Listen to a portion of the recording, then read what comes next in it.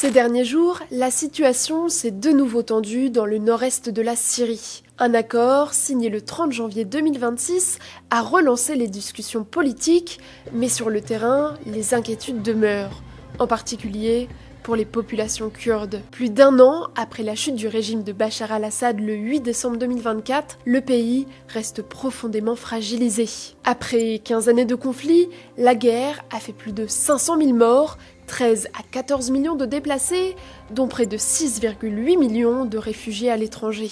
Dans ce contexte, les Kurdes, la principale minorité ethnique de Syrie, ont tenté de mettre en place, dans le nord-est du pays, une région autonome au fonctionnement inédit. Mais aujourd'hui, dans le Rojava, cette expérience politique est clairement remise en question. Pour comprendre pourquoi, retour sur les faits depuis le début du conflit syrien. Avant 2011, la Syrie est dirigée par Bachar al-Assad au pouvoir depuis 2000. Son père dirigeait déjà le pays d'une main de fer avant lui.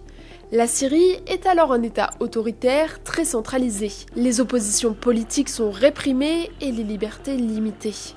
La société syrienne est diverse. Les Kurdes représentent environ 10% de la population, principalement dans le nord et le nord-est du pays. Sous le régime d'Assad, ils subissent de nombreuses discriminations. Certains sont privés de nationalité, la langue kurde est interdite à l'école et aucune reconnaissance politique n'existe. En 2011, dans le sillage du printemps arabe, des manifestations éclatent en Syrie.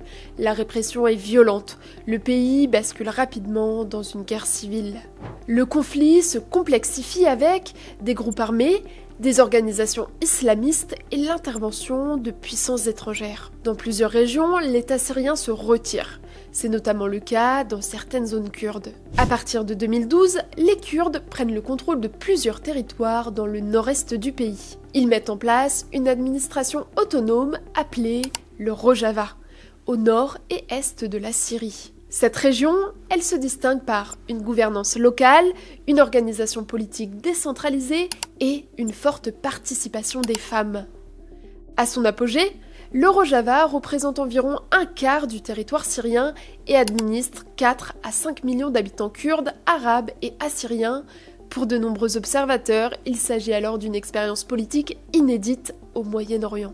Mais en 2014, l'organisation Daesh s'empare de vastes territoires en Syrie et en Irak. À son apogée, elle contrôle près de 90 000 km² et plusieurs millions de personnes. Les forces kurdes jouent alors un rôle central dans la lutte contre Daesh, notamment lors de la bataille de Kobané entre 2014 et 2015. Soutenues par la coalition internationale, et en particulier par les États-Unis, elles deviennent le principal allié terrestre contre l'organisation djihadiste. Entre 2015 et 2019, environ 11 000 combattants kurdes et alliés sont tués. Daesh est finalement vaincu. Les Kurdes contrôlent alors un vaste territoire. Mais cette situation inquiète la Turquie. Ankara considère les forces kurdes syriennes comme liées au PKK, qu'elle classe comme organisation terroriste. La Turquie mène alors plusieurs opérations militaires dans le nord de la Syrie. Certaines zones kurdes sont occupées. Ces offensives entraînent des déplacements massifs de populations civiles et fragilisent encore davantage le Rojava. À partir de 2019, les États-Unis réduisent leur présence militaire en Syrie. Le nombre de soldats américains passe alors de plusieurs milliers à environ 900. Pour les Kurdes, la situation devient plus incertaine.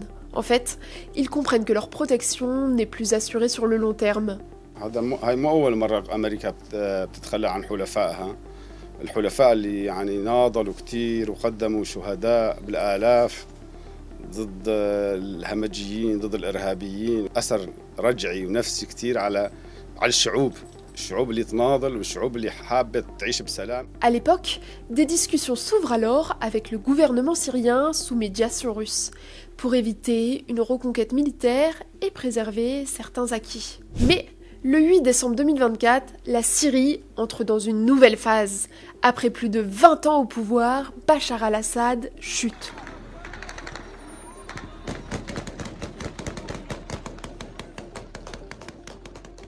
Alors, dans un pays affaibli par la guerre, un pouvoir de transition se met en place.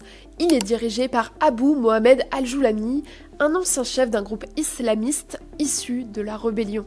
Cette transition marque une tentative de reprise en main de l'État syrien, mais elle ouvre aussi une période d'incertitude, notamment pour les régions autonomes comme le Rojava kurde. Et c'est dans ce contexte de transition politique, après la chute de Bachar al-Assad, que les discussions entre les autorités syriennes et les forces kurdes s'accélèrent.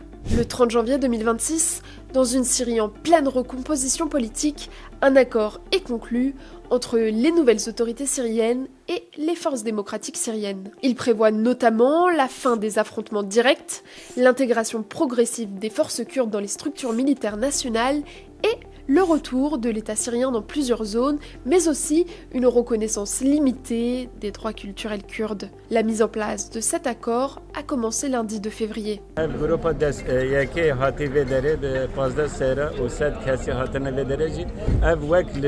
Dans les faits, cet accord marque la fin de l'autonomie politique du Rojava, telle qu'elle existait depuis 2012. Chez les Kurdes, les réactions sont partagées. Certains y voient un compromis nécessaire. ايجابيات بشكل عام هو النزح في الاقتتال الكردي العربي هاي واحد ايجابي الثاني انه ما راح انه تخلصنا من شبح الحرب اللي كان مخيم علينا. D'autres dénoncent un abandon. يعني ما تسقط نديتي هي الاب حكومه ما تسقط جي نديتي شامي بيشكري بالسويدا بيشكري الساحل شكري نمام زانن فخورتي ما يكون دا وقتا درباس مش اشرفيه جوان قوت خلاص عليكم الامان هربنا بيتشقاس خورتي ما بنت عزيبه دمرنا. La chute de Bachar al-Assad a donc ouvert une nouvelle phase de l'histoire syrienne, mais sans pour autant mettre fin aux fractures du pays. En une quinzaine d'années, le Rojava est donc passé d'une forte marginalisation à une autonomie de fait, puis à une réintégration partielle dans l'État syrien. Aujourd'hui, plusieurs questions restent ouvertes. Les droits promis seront-ils respectés? Les populations civiles seront-elles protégées? Et la stabilité pourra-t-elle durer dans cette région fragilisée? On vous tiendra informé sur ouestfrance.fr.